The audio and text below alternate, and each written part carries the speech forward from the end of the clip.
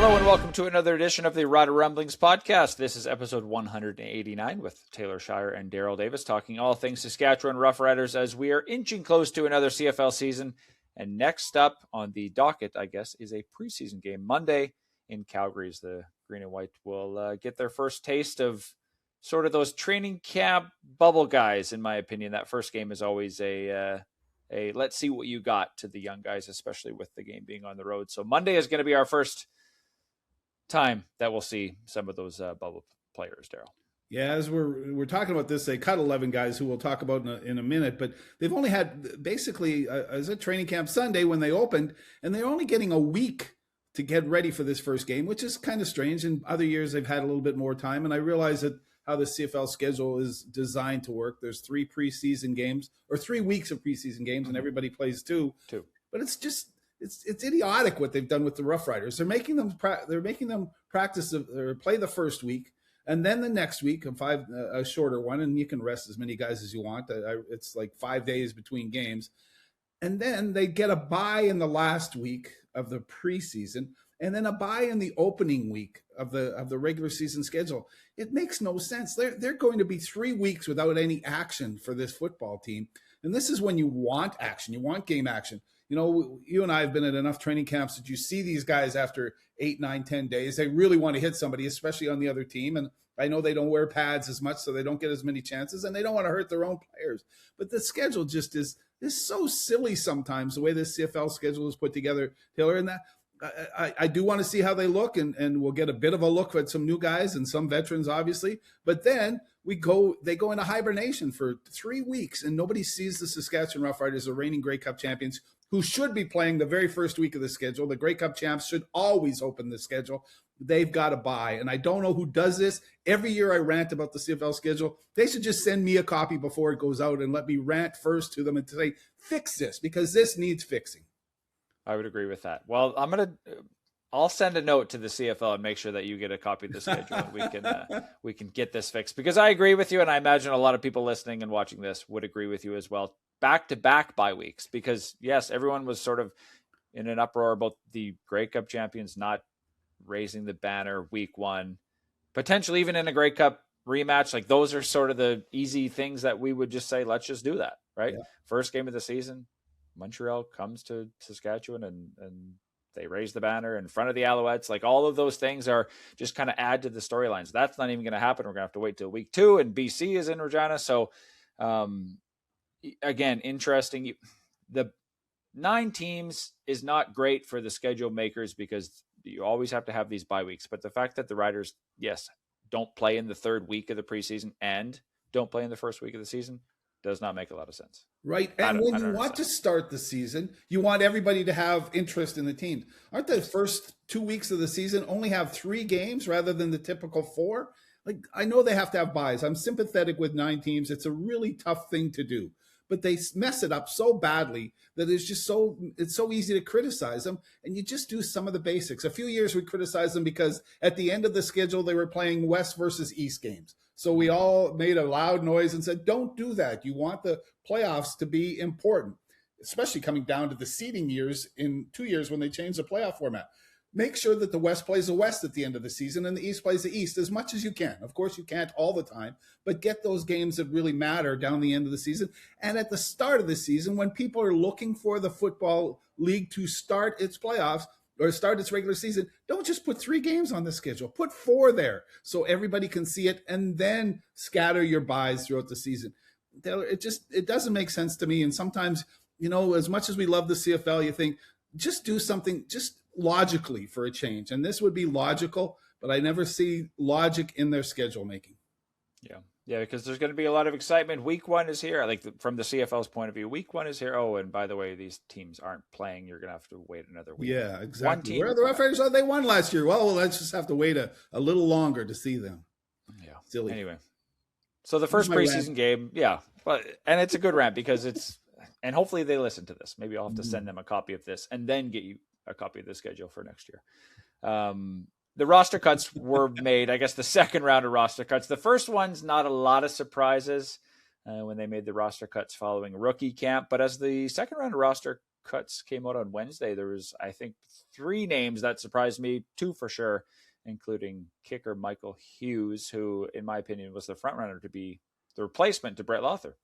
I absolutely agree with you. When I was at training camp, I thought we write these ahead, right? Because of the print deadlines, but I got it online before they cut him. I thought absolutely Michael Hughes was going to be kind of the incumbent kicker. He had made 2 impressive field goals. He was 2 for 2 in conference last season when they were looking for a replacement for Brett Lothar because Lothar was struggling. He averaged 76 yards on his kickoffs and kicked a single on one of his kickoffs. He seemed the natural guy to come in. They're going with an American, it seems like. So Hughes is an American. I watched him in camp. Maybe he got hurt since I've been there. I'd hate to speculate on anything like that. Maybe there's another reason behind it. But the fact that he isn't the guy, I believe that if the Roughriders had not committed to 4 American offensive linemen during the playoffs in Grey Cup, that they would have replaced Brett Lothar with Michael Hughes during the playoffs last year. Great job. I have no problems with them using the 4 Americans. You and I have talked about this so often. That's what really, to me, gave them their great, strong performances in the postseason. It protected Trevor Harris, which they had to do, and those were sacrifices that they made. They had enough Canadians. Good for them. Good roster changes.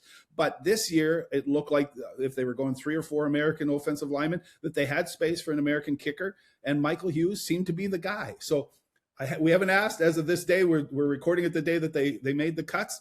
Did he get hurt? Is there something else going on? I don't know, but it surprised me too. That's the biggest surprise. What usually this early in the season, as you said, Taylor, you just go, okay, well, 11 guys who we basically never heard of, but Michael Hughes is a real surprise to me at this stage. And I think the biggest thing is that competition in camp is not there anymore. Jonathan Kim is the lone kicker on the roster, so he's obviously going to get an opportunity in the preseason game. And then if he doesn't work out, then what? Then you got to go find somebody else. So I thought it was going to be the showdown, and they had it at camp where they lined up both guys and had the showdown. And from the looks of it, both guys were making their kicks for the most part. So the fact that he didn't at least get a preseason game or half of a preseason game to make kicks in a game that matters to him anyway is a bit surprising. I talked to special teams coordinator Kent Majeri, who said we got to be careful to make sure we do the rotation right, to make sure in 2 games that these guys get their chances. It's interesting that they've made that decision already, and they're going to use Jonathan Kim, an American, to kick both games. I guess they want to try him out. Maybe they have Hughes on the back burner if they have to, but what they found out last year was how difficult it is to replace a Canadian kicker, and that's why Brett Lothar basically stayed on the roster. He was struggling, and we thought they were going to make a change. It looked like they had an American ready to do it. It's easier to find an American kicker who can step right in than it is to find a Canadian kicker, and I think they've decided this is who they're going to try. They're going to use him for 2 full games and maybe early into the season, whenever the season starts after the buys, and make sure that he's the guy for the Roughriders for maybe the entire season. They've changed punters midway through the season, so hopefully for the Riders' sake, they don't have to make a kicking change. Yeah, they had 3 different punters last year because Bailey Flint sort of started camp anyway. He was sort of front runner. Then Joe Couch sort of took over, and then Jesse Mirko. It seems like Mirko is going to be the punter going forward. And they gave him number 15, Taylor. Yeah, so he upgraded his number. Punter, yeah, so I think that he's a full-time guy now. Right? Anytime a guy can get out of the 70s, I think is usually a good sign they have a roster spot. But maybe we're not giving enough credit to Jonathan Kim, and maybe enough focus hasn't been put on him. Maybe he's come out in the first week of camp because he's been there a week, right, through rookie camp and through the first few days of main camp. Maybe they look at him and then say, oh, that's the leg. That's the guy we want. Let's move on. But you want to see him in game action more than anything. And they saw Michael Hughes in game action. So if they are, it's a bit of a crapshoot, which they don't usually do, but I thought that they would give them a full competition unless there's something else under. Yeah, unless there's something else. Or maybe they add another kicker and maybe we see that in the coming days. Maybe there's too, somebody and they figure that there's somebody else who can compete with Kim for that job. That may happen. We're frozen in time when we're recording this, right? Yeah. The second maybe surprise cut was Darrell Henderson. That was sort of the intriguing name coming into camp. He played a lot of games in the NFL. He was a well-known running back in the NFL. Comes up here. We've seen lots of guys with NFL experience come here, but he was one of the bigger names over the last few years. Even bigger than, say, a Geronimo Allison last year, who was a guy who played with Green Bay. Didn't pan out, didn't stick around. I would have liked to see Darrell Henderson in the preseason, but unfortunately he doesn't get a chance. He would have had to, play better than what Mario Anderson, who looked great last year, and even then that's potentially even a practice roster spot. So no room for Darrell Henderson anymore. Yeah, he probably let them know he wasn't interested in a practice roster spot, and that's probably where he's going to go. They've got AJ Ouellette, probably room for only one American running back on the roster right now that James Letcher is here as a return specialist. He's an extra receiver, so they don't really need extra receivers. They don't need extra Americans to move around. With Letcher being the returner and Ouellette being the starter, obviously they're going to go with Thomas Bertrand-Hudon as their backup. He's a Canadian. They just rested him. They put him on the injury list or the Veterans Day Off list or whatever. He didn't play through the first few weeks of training camp just to give him a rest because they know what he can do. And he showed last year that he's a pretty good backup and he can handle the tailback position if they need a Canadian as a backup to step in. So their roster seems to be pre-decided, which it often is going into training camp, and I don't think there's room for Henderson. And he probably, a guy who's got NFL experience, probably says, you know what, if I don't make the team, I'm not staying around for $500 Canadian per week. Yeah, he's made several million in the NFL, so maybe it's just not worth it for him. But who knows? I mean, there's other stories that we don't hear about once these guys get cut about necessarily why they decided to let go and not just a performance-based thing. The other guys, a couple of notable names with CFL experience: Dayton Black, Nafis Lyon, and then quarterback position. Sorry, the third string quarterback position seems to be decided, or I should say fourth string. Jordan McLeod was let go, so it looks like Brayton Shager, who was here last year, has gotten that practice roster spot. And then Thor Griffith, a lot of people were writing about him in this last week, probably because of his name. He's got quite an interesting background, but he was also cut. Yes. Well. Yeah. It's tough when you go up there for a day or two and you start watching and you say, oh, this guy had a great day. Well, maybe he was in the right spot or the wrong spot or just, one good play. I know that happens to a lot of us trying to prognosticate who's going to be where. Daniel Weeb had a great first couple days of camp. They're probably not going to cut him as a receiver. There's just so many moves that could be made. And we're not watching on film all the time. We don't get to watch them over and over and over again to make sure that they understand what's going on. And I think that has as much to do with it as making one great catch in practice. Yeah. And Daniel Weeb, again, has been getting a lot of recognition. I think even last year, watching him in camp a little bit, he was just impressive. They had another year to put him back to school. He went out and showed up for the Huskies and had a great season. I think he's going to be a guy, as you said, that's going to be on the active roster. I just think he offers that spark. Now, can he learn the playbook like a Mitch Picton did and be that valuable receiver that can go anywhere, play special teams as well? That's now going to be up to him. I think the spot can be his. Now, I don't think he's going to start ahead of Duncan Busby, obviously not Schaefer, Baker, and Emilus, but maybe in a few years. I think obviously size is against him, but say that to Weston Dressler and other guys too, who overcame that and made it a career out of it. So yeah, Weeb's not as big even as Picton, right? So will he be a special teamer? He might have to. That's how you earn your stripes, kind of. But he's fast enough to chase guys down on the outside. So maybe he probably hasn't done much tackling in his career, but he's definitely a speedster. Quarterback Trevor Harris said he was impressed with him last year, and he remembered him and was hoping he'd come back. And he is even better. He's having a very good training camp. Yes, he'll make the roster. He'll probably be a backup, and we've been worried about the Canadian backup depth, right?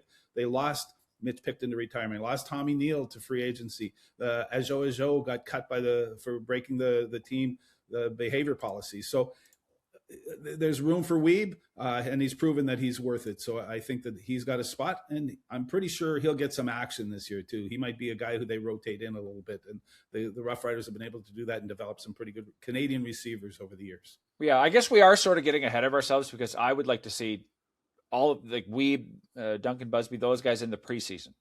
Deshaun Mims, he's going to get action in the preseason. That to me, maybe we should talk more about the preseason and what Mims and Weeb need to do in the preseason in order to make the roster. And maybe it will come down to that. You can have a great camp, but when the lights are on and the preseason does carry a lot of weight for the coaches and the management in terms of who's going to stick around. So maybe we need to wait for Daniel Weeb versus Deshaun Mims versus whoever else in the preseason to show up. Yeah. Do they learn their playbook? That's what you find out when the lights go on. Are they in the right place? Do they read the same way that their quarterback is reading? It works the same on defense too. In this situation, this is what you do. This is how you react.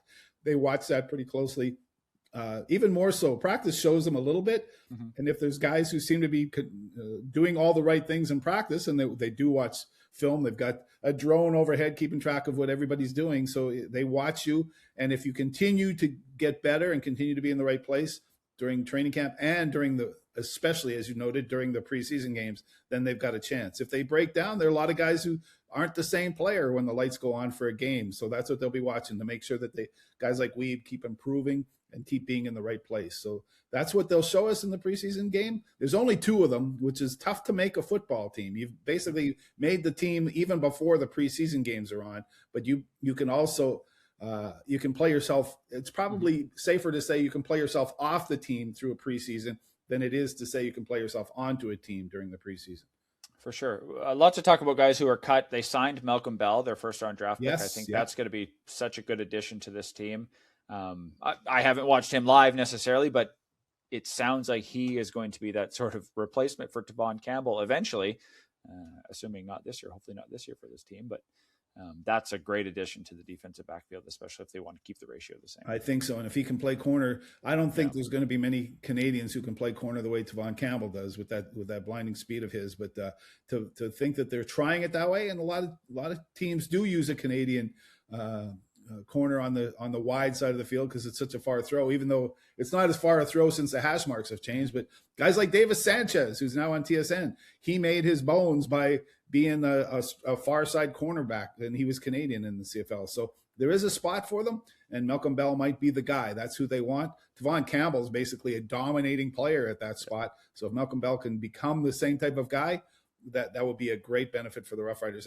I want to see him, especially because he's coming in halfway through camp. Let's see if he gets to play in the preseason and how he does, because I'm sure some teams will go out to check and see if he can. I know they drafted 2 Bells, and I haven't had a chance to tease new defensive coordinator Joshua Bell yet if he was in the draft room saying, listen, we got to get more Bells on this team. Yeah, no doubt. So what are you watching on Monday? The Riders are visiting Calgary in the afternoon for the first preseason game. There's lots of, and we've both written about the different storylines and training camp battles to watch. I'm just going to go first and say, I want to see Jack Cohn run an offense. And I haven't seen the depth chart won't be out until the day before the game. So Sunday. But I want to, and I don't imagine Trevor Harris will play in the first game.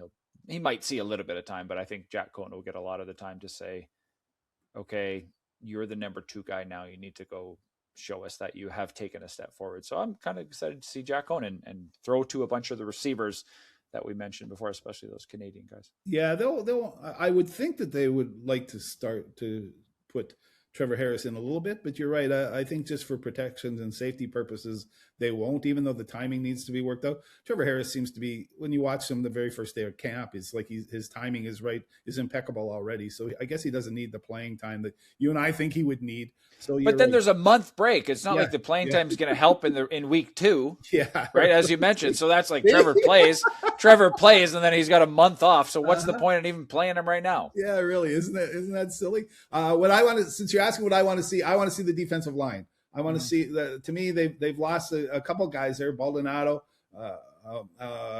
DeBeer, Malik Carney. They brought in James Vaughters, gold star for interviews, by the way. Hey, thank you, Winnipeg, for sending us Yoshi's the Hendrick Jamarcus Hardrick of the world, and Andrew Harris, and all these great interviews. James Vaughters is right up there too, by the way. So write that down. Good interview, thoughtful, smart, good player too. Realizes that his experience is going to makes him faster. He's not blinding speed, but he's fast enough by experience. I want to see how he fits in on the defensive line.